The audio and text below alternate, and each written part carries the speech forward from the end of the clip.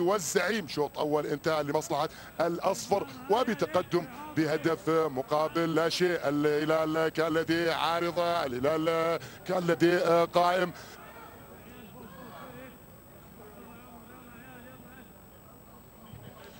ايضا الهلال كان لديه اكثر من كره خطيره، ولكن في النهايه التقدم وهز الشباك للفريق النصراوي. اذا اولى الكرات الطويله والبحث عن فهد غازي القادم بعد اصابه الزعاقي، ولكن الكره عند الحوطي او العيسى، عادت جهه الشامخ. محاولة المرور من عبد الله الحمدان جهة اليسار، البحث عن فهد غازي، ولكن في النهاية العوفي ومحور الارتكاز بالفريق النصراوي، ومن ثم العودة إلى عادل عمر إلى السحيمي. قطعة من السحيمي عادت ايضا للفريق النصراوي. محاولة التحضير من الشامخ، ولكن في النهاية تعود الكرة جهة صاحب الهدف الوحيد في هذا اللقاء عزيزي المشاهد، عبد العزيز الفريج. لا وجود لخطأ لعبد العزيز، ولكن في النهاية عند الفريق الهلالي جهة العمار. من العمار منتصف الملعب للفريق الهلالي، عادت مرة أخرى للعمار. السحيم صاحب الهدف وبشكل طويل إلى الدوسري. الاستحواذ من عبد المجيد، البحث عن الدوسري الآخر وصاحب نفس الاسم عبد المجيد، ولكن في النهاية تقطع، تعود عند الشامان. من الشامان للعمار، تبادل كرات ما بين الشامان والعمار. هنا طلب الكرة من الحمدان، وبالفعل كرة طويلة عادت، قطعت، تسديدة عشوائية، وفي النهاية رمية تماس للفريق النصراوي.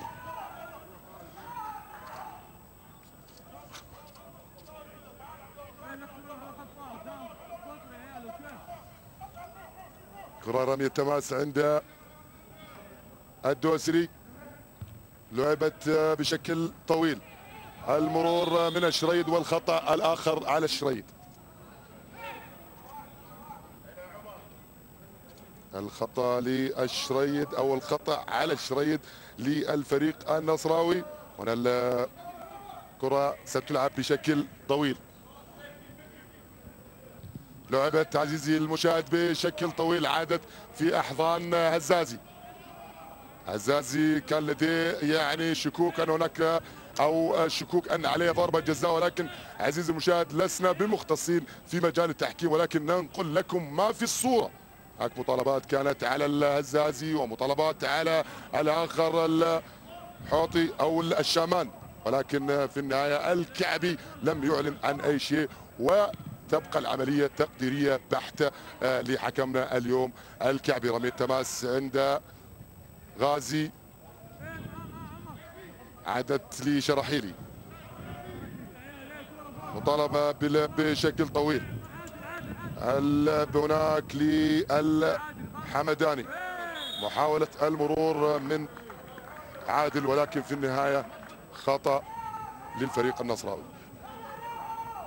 هنا لويز البرتغالي صاحب ال6 سنوات في أكاديمية فيكتوريا، وكما قلنا فيكتوريا يعني النصر، ومن النصر البرتغالي للنصر السعودي. وهنا الموسم الثاني بانتظار موسم ثالث حسب كلامه، يقول حاسبوني السنة الجاية وأنا قدها، واحنا على ما قالوا راح ننتظر للسنه الجايه امام هذا البرتغالي. يقول حصلنا على البطوله مع الناشئين، والان انا مع الشباب، و8 لاعبين تم تصعيدهم من العام الماضي الى الدرجه الشابه في الفريق النصراوي. اليوغوسلافي في الفريق الهلالي. المحاوله، ولكن في النهايه رميه تماس للفريق النصراوي. رميه تماس عند عبد المجيد الدوسري.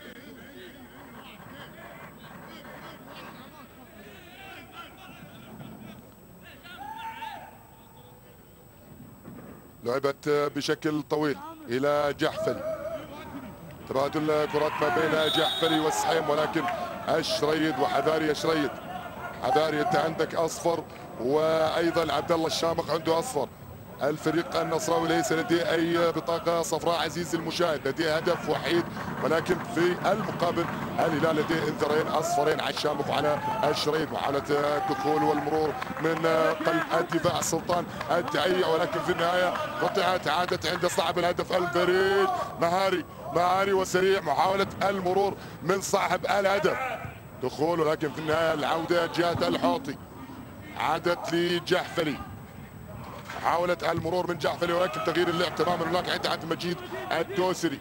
طلب الكرة من العيسى، عادت جهة العيسى بالفعل، قطعت مرة أخرى للفريق الهلالي، تعود للفريق الأصفر والجانب الأصفر مرة أخرى.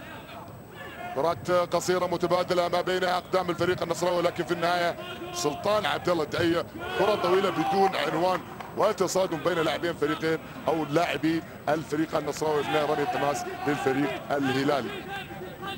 التغيير في تشكيلة الفريقين التي دخلوا فيها ما عدا التغيير الإجباري للفريق الهلالي. الساقي كان خرج لدعي الإصابة، دخل من بدلا عن أو عوضا عن فهد غازي. على ذلك النصر يدخل تشكيل مكون من الناشئ، نقول الناشئ لانه ايش يحق له يلعب في درجه الناشئين. ابراهيم الحماد حراسه المرمى في الفريق النصراوي، رباعي دفاع عادل احمد وعبد الله موسى، خالد الحوطي، عبد المجيد الدوسري، نواف العوفي وعبد المجيد الدوسري. الاخر هنا التسديده وهدف تعادل للفريق الهلالي.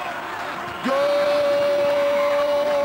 تعادل للفريق الهلالي وتسديده قويه جدا في احضان او في شباك الفريق النصراوي. حاول فيها الناشئ ابراهيم الحماد، حاول فيها عبد المجيد الدوسري، ولكن في النهايه التسديده كانت قويه من الحمداني، وهدف اول للهلال وهدف تعادل في مجمل اللقاء. هنا الكوره وهنا التسديده وهنا المباغته من العمار، صاحب او لاعب محور الارتكاز في الفريق الهلالي. يساريه قويه جدا، وفي النهايه هدف تعادل للزعيم وما حدش احسن من حد.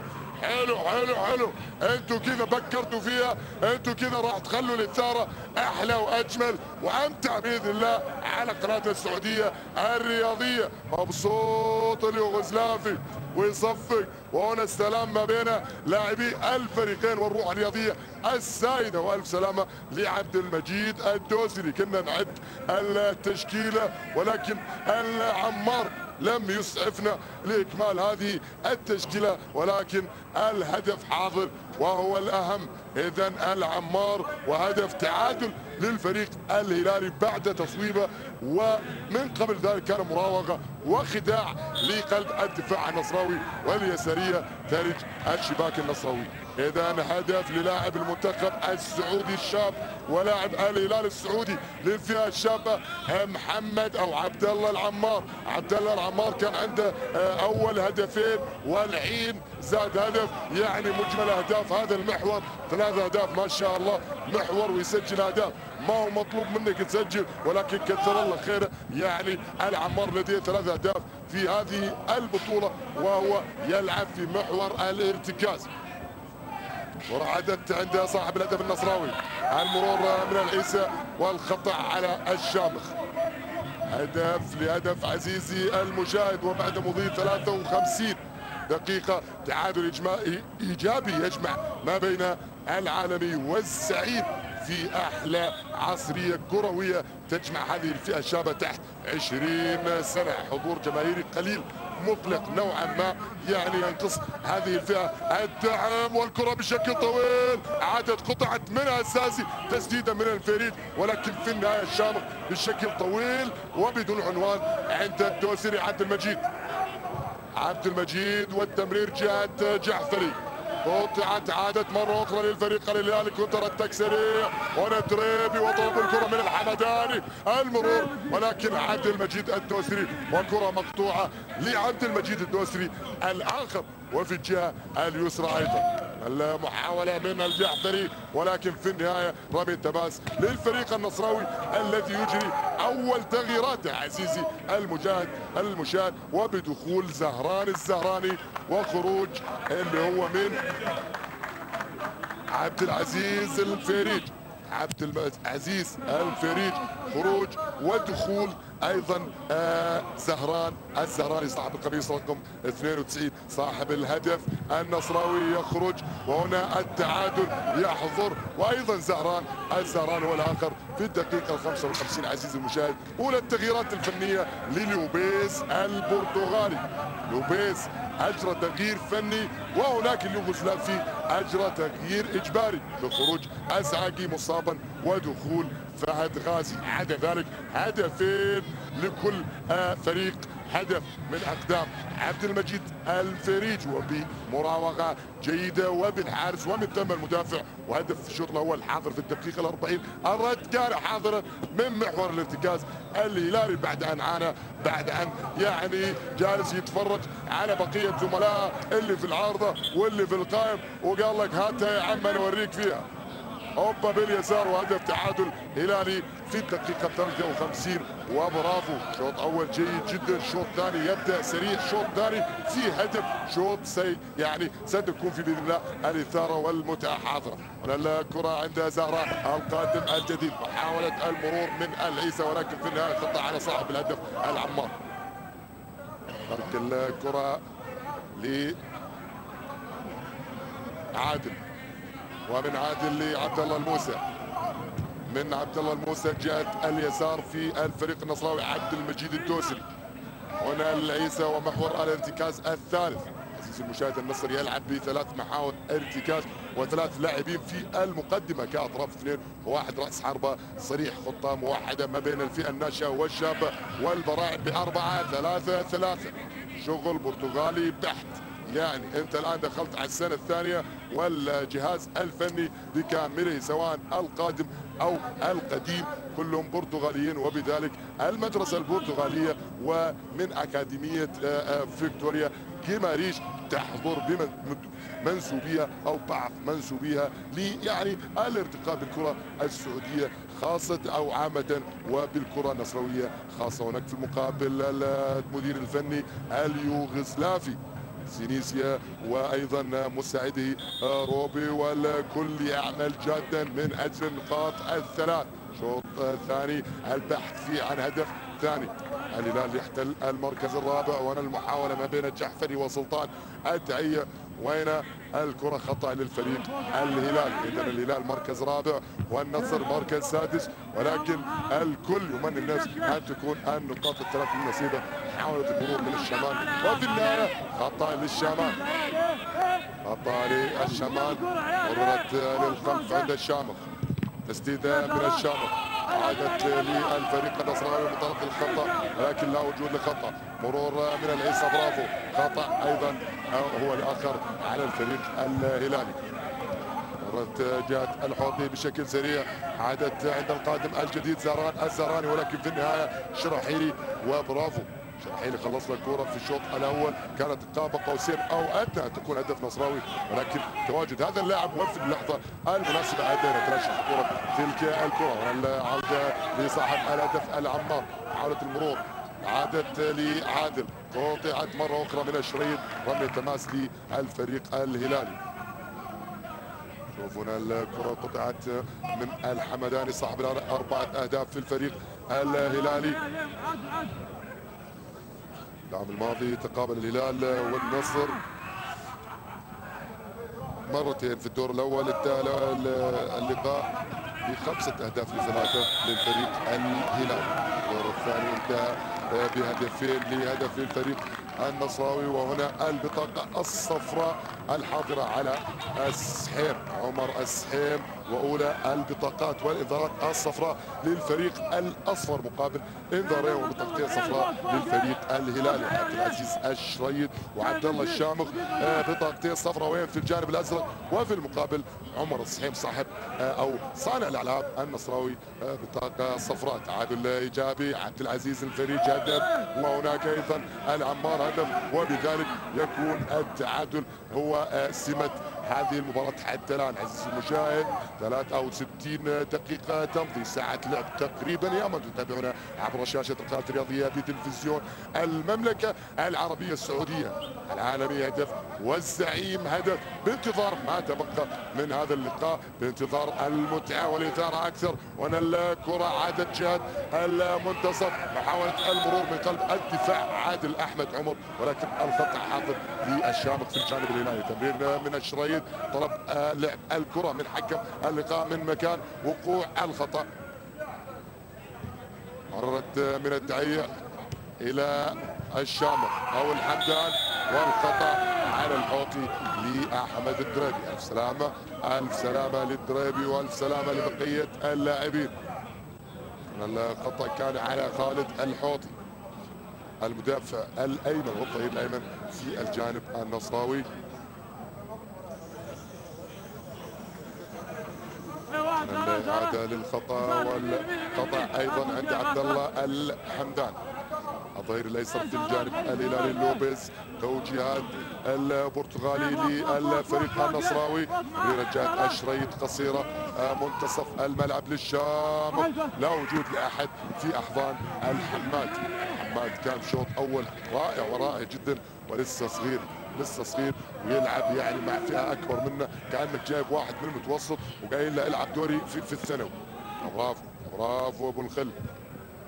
هنا الكرة جهة اليمين عند الشامان، تمرير جهة فهد غازي، تبادل القناة ما بينه وبين الحمداني، محاولة المرور ولكن في النهاية رمية تماس للفريق الهلالي. كأس الاتحاد السعودي درجة الشباب انتهى لمصلحة الاتحاد. دور الأربعة كان ما بين حطين والقادسية، انتهى بفوز القادسية 3 أو حطين 3-2. الاتحاد والأهلي تمكن الاتحاد بالفوز 3-1 على الأهلي، وبذلك المباراة النهائية هنا التسديدة، ولكن في النهاية ضربة زاوية للفريق الهلالي. المباراة النهائية كانت ما بين الاتحاد وحطين، انتهت ب3 لهدف، وبذلك يكون الاتحاد هو بطل اول مسابقه لهذه الفئه تحت 20 سنه. ضربه زاويه للفريق الهلالي. مباراه النصر الماضيه كانت امام الاتفاق في اول اللقاءات، فاز فيها 3-0، بعدين تعادل مع الفتح 0-0 وخسر الاتحاد او فاز على الاتحاد 3-0. ضربة الزاوية للفريق الهلالي عند فهد غازي، لعبت بشكل قصير جهة اليسار، ورنت من الشامخ رأسية، هدف ثاني. برافو حماد، قطعت على دفعتين، عين عليك باردة والله يا ابو الخل. صغير ولكنه كبير في أداء، والفريق الهلالي هنا الكرة الخطيرة والتسديدة على مرتين من مين؟ من محور او من قلب الدفاع الهلالي الشراحيلي، ولكن برافو ابراهيم على دفعتين. شوف على دفعتين، والكرة يبدو انها اصابت هذا اللاعب الصغير قريبة جدا، وفي النهاية يعني الف سلامة لا ولبقية اللاعبين. حارس مميز يعني صد الكرة من المدافع الهلالي على دفعتين، وبرافو يا حماد وبرافو يا هزازي هناك، ويعني وجود بشر بالخير ان شاء الله، وجود بشر بالخير هم عماد الفريقين، وعماد ان شاء الله منتخباتنا الوطنيه. نصر لعب مع الانصار وفاز 2، مع نجران فاز 1، مع الوحده خسر 2، مع الاهلي خسر 1، تعادل مع الشباب 1-1. الهلال فاز على القادسيه، او القادسيه فاز على الشباب 4، على الهلال 4، والهلال تعادل مع حطين 2-2. بعد ذلك فاز على الاتفاق 3-1 والفتح 2-0، فالاتحاد 4-4. ومن ثم هنا الكره تلعب، تعود مرة أخرى رمية تماس للفريق الهلال. آخر لقاءات الهلال كانت أمام الوحدة وأيضا نجران.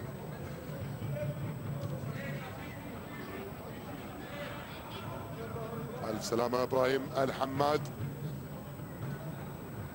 رمية تماس للفريق الهلالي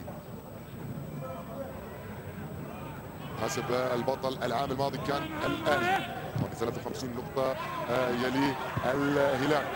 هنا الكرة للفريق الهلالي، لكن ايضا من الحمداني يمين الحماد، وبذلك رمية تماس او ضربة مرمى للفريق الهلالي. الهلال العام الماضي كان عنده 46 نقطة في المركز الثاني، النصر كان عنده 35 نقطة في المركز السادس، نفس المركز حتى الان. العام قبل الماضي كان البطل الاتحاد 45 نقطة، يليه الهلال أيضا ب 43 نقطة.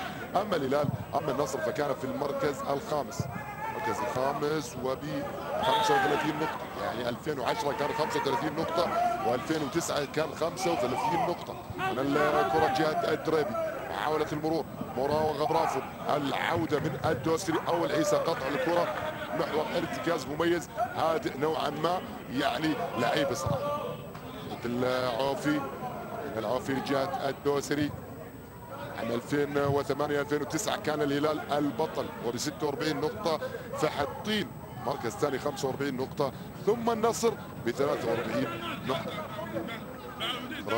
جهة عبد المجيد الدوسري، مراوغة، عودة للسحيم، قطعة من الشريط، عادت للشامخ، مرور من الشامخ للدريبي، ثم مرة أخرى عند فهد غازي والتسديدة من غازي وبرافو. يعني تأسف من زملائه وشاف الحماد متقدم له شوية، عمل له واحدة، ولكن في النهاية ضربة مرمى للفريق النصراوي. الهلال لديه 9 بطولات في هذه المسابقة. الأهلي والاتحاد عندهم 7، الشباب والاتفاق عندهم بطولتين، النصر والنهضة عندهم على بطولة. فرق كبير وكبير جدا. آخر 10 سنوات كانت ما بين الأهلي والاتحاد والهلال فقط. عام 2003 الهلال والاتحاد والأهلي يتناوبون على هذه البطولة. محاولة المرور للاعب الهلالي، ولكن التصادم ما بينه وبين السحيم، وبذلك خطأ للفريق الهلالي.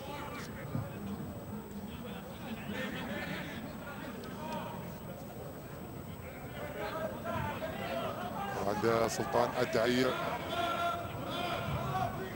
مناسبة عند الإحصائية كذا حلوة اللي تقول لك إن النصر حقق دوري ناشئين عام 1412، وبعدين دوري شباب عام 1413، ولكن بعدها بالكرة لعبت بشكل طويل ما بين الشراحيلي والدوسري، ولكن في النهاية رمية تماس للفريق الهلالي. إذا 12 كان بطل الناشئين، 13 كان بطل الشباب، 14 و15 كان بطل الأول. إذا التأسيس يبدأ عزيزي المشاهد من الناشئين. انت اخذت دوري ناشئين 12، بعدين 13 اخذ دوري شباب، 14 و15 اخذ النصر كبطل في الدوري الممتاز. هناك تغيير ايضا للفريق النصراوي، ربما دخول اللاعب من نواف السحيمي، دخول وخروج العيسى. محمد العيسى بديل فتيري الموقوف، الان يخرج محمد العيسى ويدخل نواف السحيمي كبديل له. الهلال حقق الناشئين 1414 ثم الشباب عام 1415، يعني درجة الناشئين في الهلال حققت البطولة عام 1414 1415، درجة الشباب في الفريق الهلالي حققت البطولة. إذا ليس من المستغرب أن يحقق الفريق الأول بطولة عام 16. 14 ناشئين، 15 شباب، 16 فريق اول، قبلهم الفريق النصراوي كان 12 13 14 15. التأسيس وما ادراك ما التأسيس. القاعدة هنا مطلوب منها او مطلوب من مدراء الفنيين الدعم وايجاد البديل الجاهز والاحلال، وسياسة الحل والاحلال هي المتبعة. التدرج ما بين الفئات في ناشئين وفي براعم ناشئين، شباب اولمبي ومن ثم اول، وبعد ذلك يعني للسن احكام. تلاقي الناشئ هذا اخذ له مكان موقع لاعب كبير، وفي النهايه يعني لو دامت لك ما دامت لغيرك. عموما العمر الافتراضي معروف للاعب يعني الى 35، او احيانا بحارس المرمى او لعيبه او حراس المرمى اكثر بقليل، عدا ذلك لا يستطيع اللاعب او اي لاعب اكمال ما فوق ال40.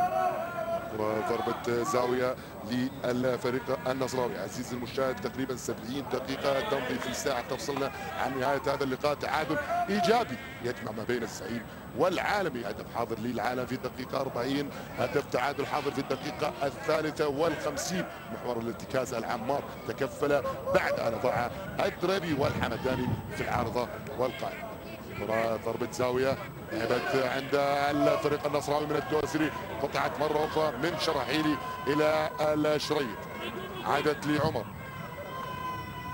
بشكل طويل، محاولة التجهيز الزهران.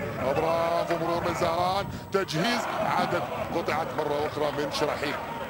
صعب الهدف العمار، تبادل الكرات ما بينه وبين الدريبي، عادت للشريط، طلب الكرة من الدريبي مرة أخرى، ولكن في النهاية تقطع، تعود عند جحفلي. جحفلي منتصف الملعب إلى العوفي، محور الارتكاز الثاني في الفريق الهلالي، في الفريق النصراوي. وجود البديل السحيمي وعبد المجيد ابراهيم الدوسري، ولكن في النهايه حاله التسلل حاضره على الفريق النصراوي.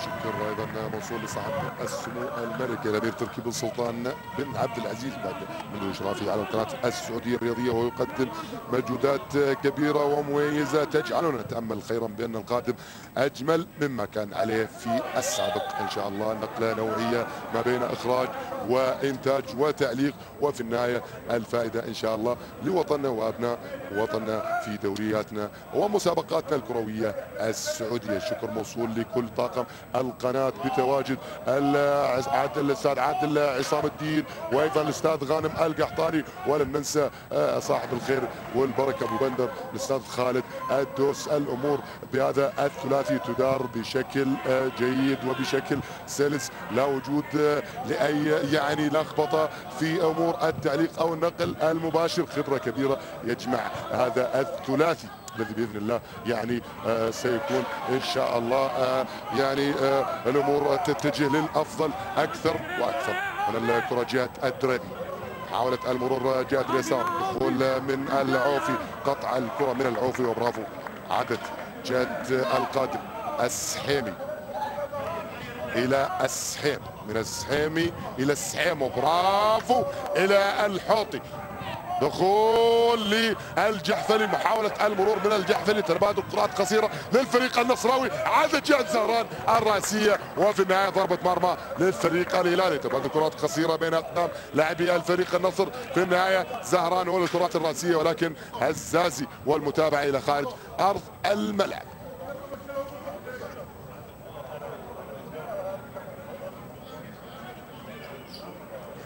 نصب البرتغالي لوبيز يقول نحن تقدمنا، او نحن والله كيف فسرها لي المترجم، يقول نحن خطونا خطوه للوراء ولكن ايضا خطونا خطوتين للامام، فخطوه للوراء وخطوتين للامام. يبدو ان هذا مثل لدى البرتغاليين، ولكن ايضا المعنى في بطن الشعر. الكره عند الفريق النصراوي كخطأ. السحيمي وترك الكرة للدوسري، تبديل هلالي ثاني، خروج الشامخ ودخول فهد العلي صاحب الثلاث أهداف بعد اللي هو الحمداني صاحب الأربع أهداف. إذن فهد العلي صاحب الثلاثة أهداف يتواجد هو الآخر في الفريق الهلالي. هنا طلب الكرة باللعب على القائم الأول من الدوسري، لعبت على القائم الأول فعلا، عادت جهة هزازي ومن ثم لفهد غازي، لعبت بشكل سريع. فهد غازي تمرير للأمام، قطعت من الحوطي بشكل قصير، عادت لي الحمداني، محاولة المرور من الحمداني، ولكن ايضا الاخرى تقطع، تعود والمحاولة من الدوسري والحمداني، ولكن في النهاية قطعت، عادت لي الاصفر الصغير، محاولة الدخول والتوغل وكسب المساحة، وبالفعل هناك كسب المساحة والتمرير جاء جحفلي، ولكن برافو شراحيلي انقذنا واحدة الشوط الاول، والكرة كانت يعني بصريح العبارة خطيرة ومتجهة للشباك الهلالية، وكان عودة هذا المدافع وفي التوقيت المناسب تلاشت خطورة الكرة معه. وعند الدوسري الاخر، مرور جهة السحيم، لا وجود لحالة تسلل، يبدو ان الكرة الطويلة، تبادل الكرة مع القادم الجديد السحيمي، محاولة المرور من السحيمي، ولكن في النهاية تقطع كرمية تماس للفريق النصراوي.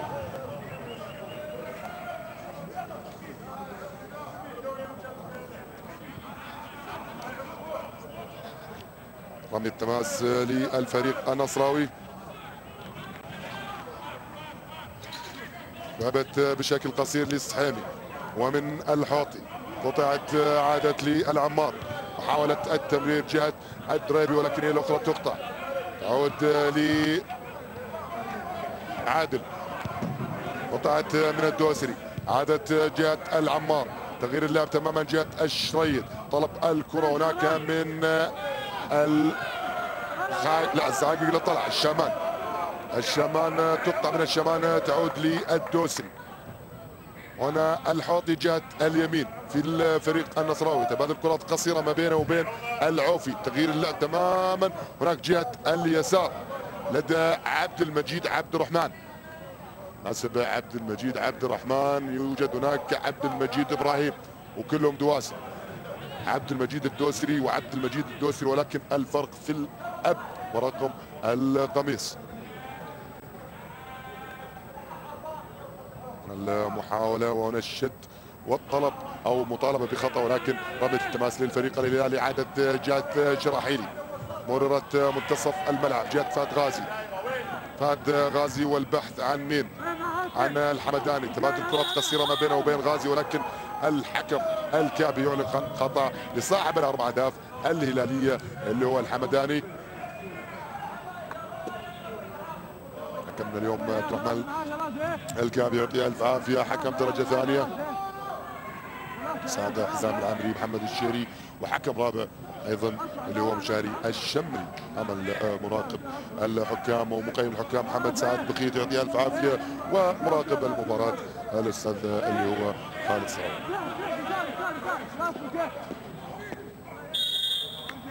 هاني صلاح هاني البسيلي عفوا مراقب المباراه. من الكره من الدريبي تسدد ولكن في احضان الحماد، تلعب بشكل طويل لجحفلي، مراقبه من الدعيه او العمار صاحب الهدف، تمرر مره اخرى جهه الدريبي، مرور وكنترول رائع، استحواذ، عادت قطعت مره اخرى جهه السحيم صاحب او صانع الالعاب في الفريق النصراوي، تمريره جميله لا وجود لا تسلل، محاوله الدخول، برافو جول، الله الله الله، جول نصراوي من فئة الكبار بصراحة، ومن مين؟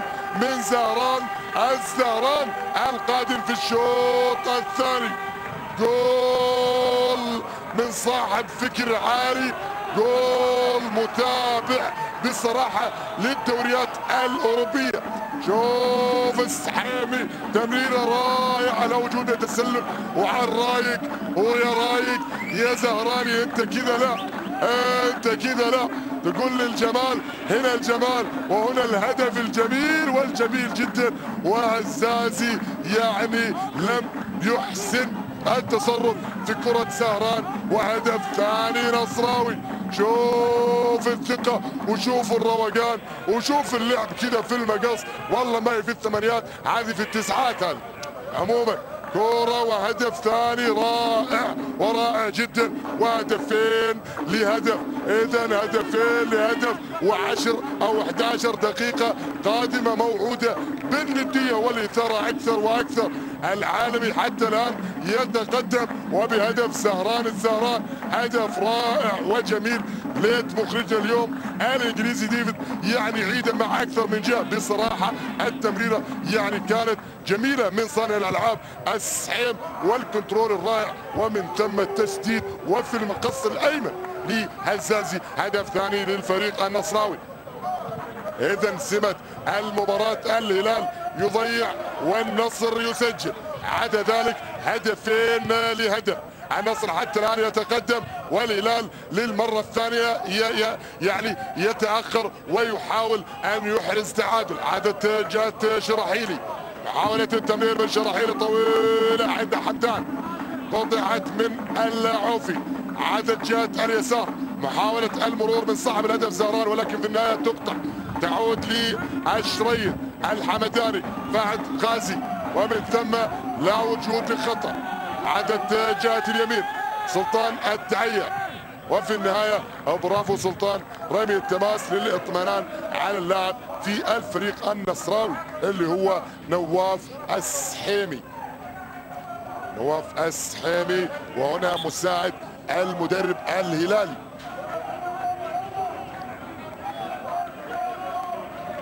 سينيسيا يوغوسلافي. اطمئنان على اصابه اللاعب، ومن ثم الكره تعود الى المستطيل الاخضر ومن عبد الله الموسى بشكل طويل كابتن الفريق النصراوي لهزازي. 10 دقائق أخيرة عزيزي المشاهد، يا من تتابعون عبر شاشة القناة الرياضية بتلفزيون المملكة العربية. الديربي الصغنن يجمع ما بين العالمي والزعيم، ولكن حتى الآن العالمي يحلق في اللقاء وبهدفين لهدف. هدف كان حاضر في الدقيقة 40 من أقدام الفريج. التعادل يأتي من محور الارتكاز الهلالي العمار، ولكن الأجمل والأحلى والأروع منك يا زهران، يا زهران الزهراني. وهدف والله بصراحة هدف في المقص الأيمن لهزازي، لم يستطع أن يعمل معها أي حاجة، وبالنهاية تقدم للأصفر الصغير على الأزرق الصغير. ورا عند عبد الرحمن أو عبد المجيد الدوسري. عبد المجيد عبد الرحمن تلعب بشكل طويل حلق المرمى، ولكن في يد هزازي. برافو هزازي، لعب بشكل طويل بحث دائما عن الحمداني. عادت جهة الحوطي، قطعت مرة أخرى جهة اليسار عند عمر السحيمي صانع الهدف الثاني. والتمريرة الرائعة والكعبي يقول لك ما فيها شيء، قوم يا سحيمي. رمي التماس للفريق الهلالي، رمي التماس للفريق الهلالي. ورا عند العمار صاحب هدف التعادل بالخطا. عاد جاح فلي مرور تبادل كرات قصيره ما بينه وبين زهران، محاوله التوغل، ولكن في النهايه عوده الجهد دفاعي دفاعات الفريق الهلالي. وفي النهايه عند العمار، والله العمار لعيب يا جماعه، والله لعيب. وصلت همزه وصل ما بين المتوسط الدفاع الهلالي وايضا صناع اللعب بالفريق الهلالي. لاعب صعب ثقه كبيره. وفي المقابل كان هناك العوفي والاخر لاعب ثقيل في منتصف الملعب، ينتظرهم ان شاء الله مستقبل جميل. وهنا الخطا للسحيمي، وهو الذي اتى كبديل في الشوط الثاني. كان بديل لمحمد العيسي محمد العيسى. محمد العيسى هو الاخر بديل لايمن فتيني الموقوف بثلاث بطاقات لوبيز. التوجيهات، الكره عند عبد المجيد الدوسري، تلعب على القائم الاول وفي احضان هزازي يلعب بشكل قصير جهة اليمين عند سلطان التعية، تمرر للعمار بالخطأ، تقطع من الدوسري، تعود مرة أخرى جهة الدوسري، تلعب بشكل طويل لعمر السحيم، ولكن في النهاية عند فهد غازي. التمرير جهة أحمد الدريبي، محاولة المرور من أحمد بشكل قصير، تمرر العودة جهة فهد غازي. أظن فهد غازي قادم في الشوط الثاني. أنا الكرة واخذ المكان من الشريط. عادت جهة التريبي صاحب 7 أهداف وهداف الفريق الهلالي في فئة الناشئين العام الماضي. هنا حالة التسلل يبدو أنها ستكون حاضرة. لم يعلن عن أي شيء، ولكن أيضا رمي التماس للفريق النصراوي. هناك حالة تسلل يجب أن يعني يعلن عنها بعد أن تداخل السحيم مع الحارس، ولكن يبدو أن للحكم رأي آخر. هذه من وجهة نظري المتواضعة. السحيم كان متسلل، ودخوله مع اللي هو هزازي وتداخل في الكرة يجب من بعد أن ترفع الراية، ولكن لم ترفع، وبذلك رمي تماس للفريق النصراوي. محاولة المرور ما بين السحيمي والسحيم وراء منتصف او جهة اليسار، وفي النهايه عبد الله الحماد او عبد الله الحمدان رمي التماس للفريق الهلالي. مرورة جهة العمار، عوده جهة عبد الله الحمدان.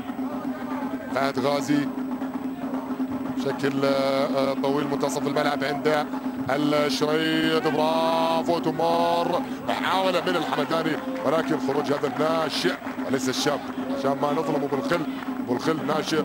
وايضا الدبيش متعور بكسر يد، والف سلامه للدبيش والمصابين البقيه سواء العواد مع زميله في النصر او القحطاني والشيباني في الهلال. وهنا الكره جهه ايضا السحيم، عمر تقطع من الشريط جهه اليمين عند الشمان، تبادل كرات ما بينه وبين الحمداني، وبالفعل اخذ المكان من الشمان، ولكن تغطيه من الدوسري، والتمرير جهة اليسار للدوسري الاخر، ولكن هي الاخرى طويله تعود لسلطان التعية. من سلطان الدعية للقادم الجديد فهد العلي. محاولة المرور من فهد ولكن الخطأ لفهد العلي.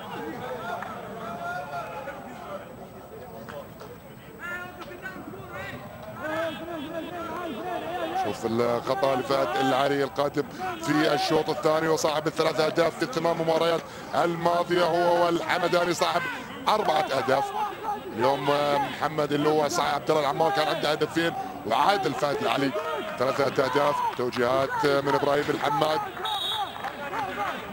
في موقع جيد يلعب بشكل طويل، راسيه تقطع عدد الفريق النصراوي. كنترول، محاولة التمرير تلعب بشكل طويل بدون عنوان، رمي التماس للفريق الهلالي. كانت مرت عند صاحب الهدف زهران الزهراني ولكن في النهايه رمي التماس عند فهد غازي. محاولة المرور قطعت من جهة الدواسر، بنسميها جهة الدواسر ليه؟ لان فيها عبد المجيد ابراهيم الدوسري وعبد المجيد عبد الرحمن الدوسري. مغلقة تماما الجهة اليسرى في الفريق النصراوي. كرة عند العلي، كنترول، محاولة الدوران ومن ثم التمرير وبالفعل مررت ولكن اصطدام وفي النهاية ضربة زاوية للفريق الهلالي. الهلال حتى الآن يعاني، الهلال حتى الآن يتأخر بهدفين لهدف 4 دقائق أخيرة. عزيزي المشاهد يا من تتابعنا عبر شاشة القناة الرياضية السعودية، هدفين للنصر، هدف للهلال. من ضربة الزاوية تلعب الرأسية، محاولة التسديدة، هدف تعادل تستخلص، تعود من عبد الله موسى، رمي التماس للفريق الهلالي. كانت تسديدة من مين؟ من شراحيلي محور الارتكاز، سجل هدف والآن قلب الدفاع متقدم ويسدد له واحدة. ولكن شوف الصغير واصغر لاعب في هذا اللقاء ابراهيم الحماد، برافو. الكرة تلعب بشكل طويل كضربة زاوية، عادت عند شريد، سددت بدون اي عنوان كضربة مرمى للفريق النصراوي. ضربة مرمى للفريق النصراوي، تسديدة كانت بعيدة من الشريد، حاول ولكن في النهاية ضربة مرمى للأصفر الصغير.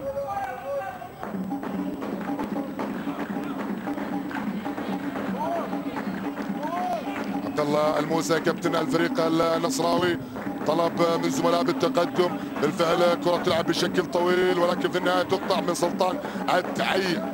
مرة أخرى تعود إلى الحوطي خالد بشكل طويل عند مين؟ الشامخ، راسية عند الشريط، تغيير اللعب تماما هناك جهة الشامان.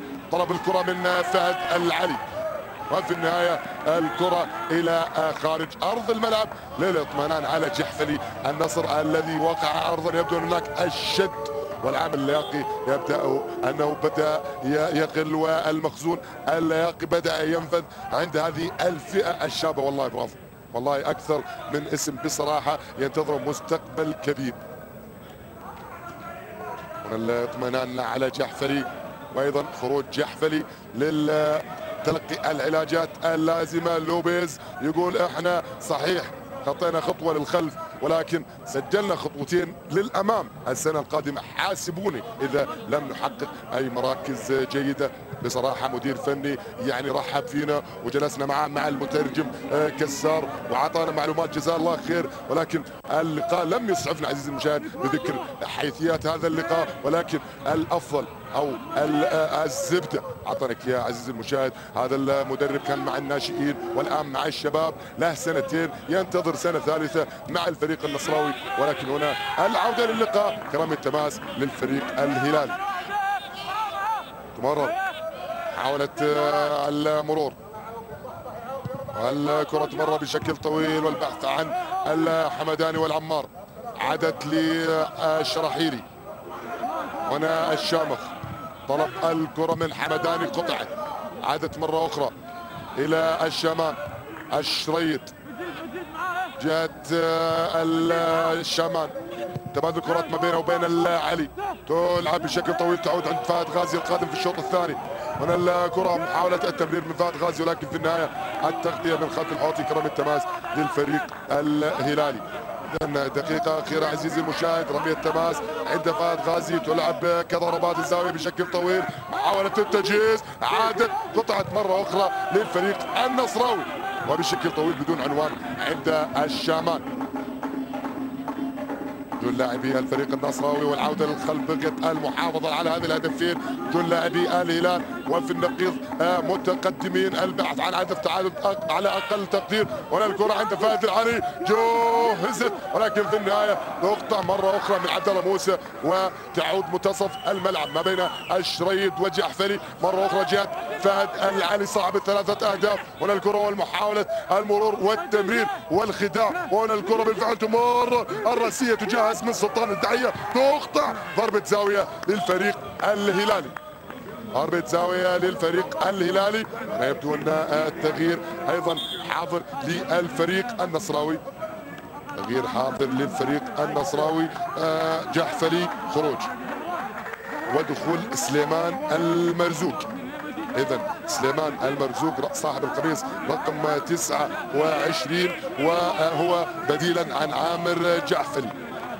وقت بدل ضائع يعلن حكمنا اليوم الكعبي، والتسعين دقيقة تمضي وضربة الزاوية تلعب تقطع من العوفي، تعود لمرزوق كون خروجات لهذا اللاعب. حاولت التنجيز جهة السحيمي تلعب بشكل طويل، لا وجود للتسلل ما بين هزازي والزهراني، ولكن في النهاية هزازي يكسب. كرة تعود جهة الهلال، حاولت المرور بحث عن هدف تعادل. حمدان تقطع من العوفي، والخطأ للفريق الهلالي للدوسري. خطأ ما بين الدعية والدوسري، والخطأ محتسب للفريق الأصفر. إذا دقائق تمضي، 90 دقيقة عزيزي المشاهد تمضي، وبتقدم نصراوي بهدفين لهدف للفريق الهلالي. الفريق سجل في الدقيقة 40 الفريق النصراوي عادل، وبعدها العمار في الدقيقة 53. ومن النهاية وأحلى نهاية وأحلى حكاية هو هدف الزهراني. بصراحة تمريرة كانت ما بين السحيل للزهراني، والكنترول والتسديد في المقص، ويعني حزازي بصراحة حاول، ولكن الكرة كانت أسرع منه، وهدف تقدم نصراوي. بذلك يكون حتى الآن، نقول حتى الآن النصر يعني كاسب النقاط الثلاث. الهلال يبحث عن مزاحمة الأهلي والقادسية في الصدارة ب 22 نقطة، الهلال لديه 17 نقطة. خسارة اليوم ستبقي على 17، وفوز النصر سيرفع رصيده إلى 14 نقطة مع الفريق الشبابي في المركز الخامس. الكرة عند هزازي، يلعب بشكل طويل، دقيقتين تمضي عزيزي المشاهد، وقت بدل الضائع الذي يحتسب حكمنا اليوم عبد الرحمن الكعبي درجة ثانية.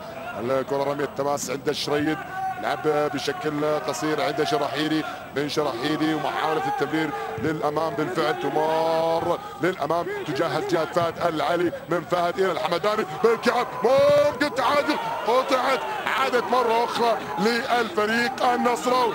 بسالت دفاعات الفريق النصراوي، واحنا تكلمنا عن العوفي ومحور الارتكاز العوفي، وما شاء الله هو العوفي في الدقيقة تقريبا او في الدقيقة 93 يلغي خطورة هدف هلال التعادل. ثلاث دقائق تمضي من الوقت بدل الضائع من حكمنا الكعبي. النصر حتى الان يتقدم، الهلال يبحث عن التعادل للمرة الثانية عزيزي المشاهد. الشماغ بشكل طويل جهة اليمين، هناك عند فهد العلي، رمى التماس عند فهد العلي. شوف عزيزي المشاهد، شوف الكعب من الحمدان يا عيني، والله كعب رائع وتسديده اروع، ولكن في النهايه صمود دفاعات الفريق النصراوي حتى الان نقول هي سمة هذا الشوط. الكرة تلعب بشكل قصير، عادت محاولة التسديد وتستخلص، وفي النهاية عزيزي المشاهد حكمنا اليوم عبد الرحمن الكعبي يطلق صافرته، معلنا نهاية هذا اللقاء وبتقدم العالمي بهدفين لهدف على الزعيم الصغير. بذلك يبقى الهلال على مركزه الرابع وب 17 نقطة، أما النصر فسيتقدم للمركز الخامس، وسيبقى الشباب في المركز السادس، كلاهما لديهما 14 نقطة، ولكن فارق الأهداف هو من يفصل هذان الفريقان ما بين الخامس والسادس. إذن هذا ما لدي أعزائي المشاهدين، وهذا ما لدى الهلال والنصر أو النصر والهلال، وفي النهاية ألف مبروك للعالمي وهارد لك للزعيم.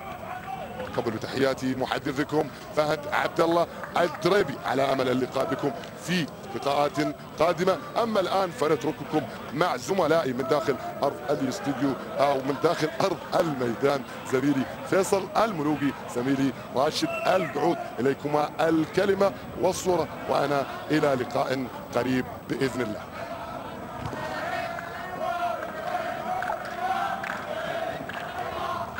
شكرا للزميل فهد.